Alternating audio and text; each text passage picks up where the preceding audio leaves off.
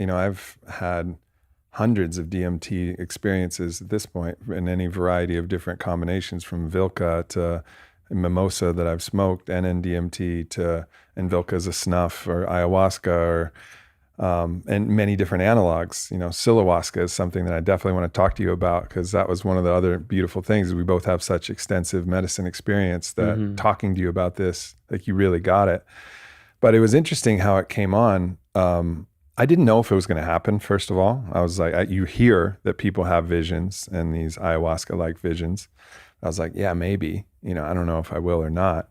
Because even with ayahuasca, some people don't even have visions. I always have, but I didn't know if this was going to create it, if my neurochemistry was actually going to produce what was necessary to create that, whether that's producing, whatever it was that was going to, whatever it was that was going to create the visions, whether that's, something that is actually DMT producing, or whether that's restricting the things that prevent, us from having access to DMT. We talked about that with John Dean and Right. John Chavez, whether we're actually producing which part of it, whether we're producing the vine or the leaf, And so ultimately I didn't know. But when it happened, when it started to come, then it started with like flashes of light. And this was almost like someone was subtle, like there was a subtle strobe light.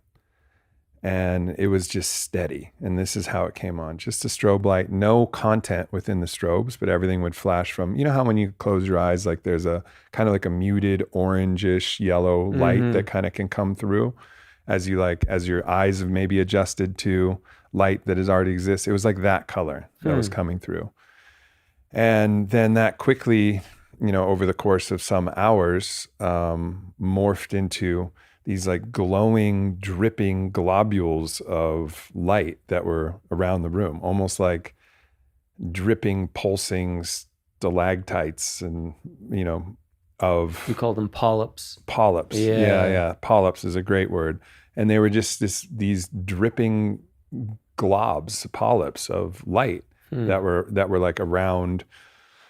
I mean, obviously I couldn't see the room, but there was this kind of room feeling like I was in some kind of cave with these glowing polyps. And then the strobe effect started to slow down. And then eventually the polyps gave way to more of the fractal DMT visions. And it was light. It was always like an ayahuasca come on or twilight. It wasn't like the peak where you're just getting blasted with lights of all colors and fractals within fractals, Right.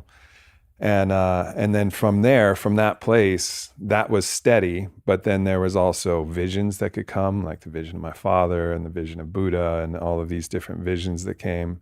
And there was also interesting moments that reminded me of Iboga visuals, where things were absolutely 8D photorealistic, like full on like 8K. I mean, like full on like, whoa, this is crazy, like realistic.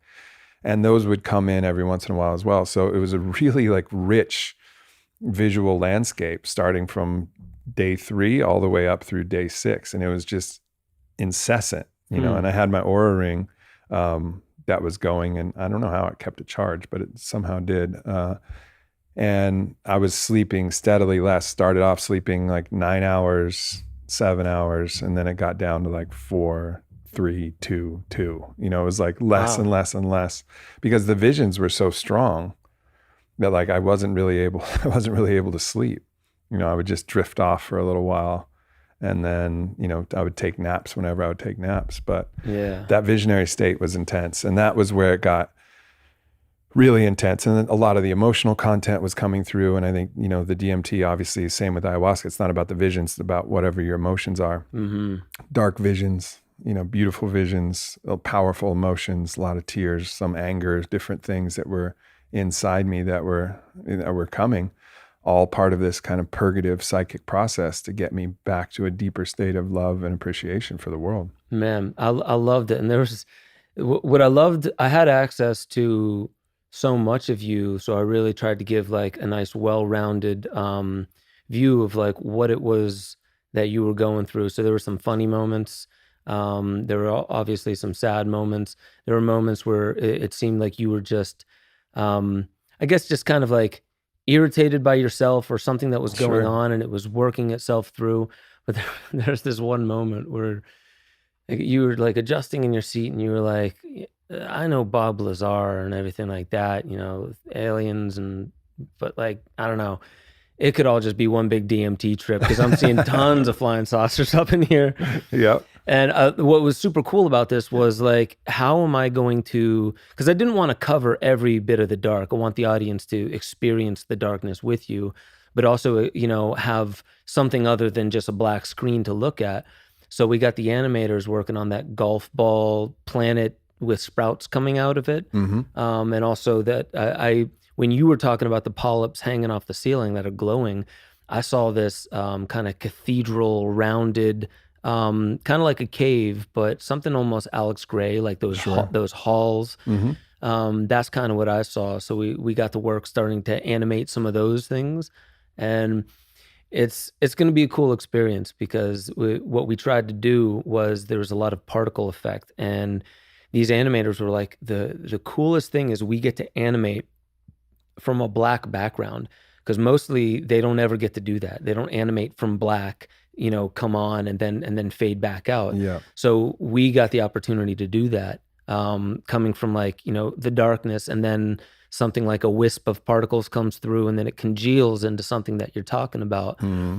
So it's a pretty cool evolution. What I like about how we're moving through your process, going day by day, is almost like, you know, day one, this is kind of the way it was. Day two, day three, and then, you know, by the end, you're talking, your voice is different, and you're even saying, you said something towards the very end, and this is my favorite part, is right, you know, the journey out of the darkness, Sure. the music that's playing and everything, and you say, remember, well, is something like, remember to talk about the nervousness about the journey home. You seized the sword of love today, but nobody else can see it. And that really hit me Yeah. deeply.